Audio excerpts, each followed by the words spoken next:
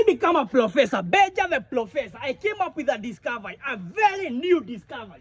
Chakula ya Bluetooth. Na tumefungua hoteli, Bluetooth hotel, where you stay connected. Na hiyo hotel, yes. Monoli come up na hii idea. I came up with this idea because one, it saves time. Hauhitaji kuingia kwa hotel ukae chini ukoje. Hotel yetu unaingia, you connect you to Bluetooth, unashiba na unaenda nyumbani. Point number 2, the reason is I came up with this idea. It is economical friendly. Kwa nini? Haichafui vyombo, haichafui mazingira na hotel yetu ni safi. Yes. Kama mtu wako mbali. Kama uko bali ama for example umekuja kwa hotel yetu na uko na haraka, tunakufugia take away, whereby tunakutumia chakula yetu na senda na unaenda nyumbani unakulia huko.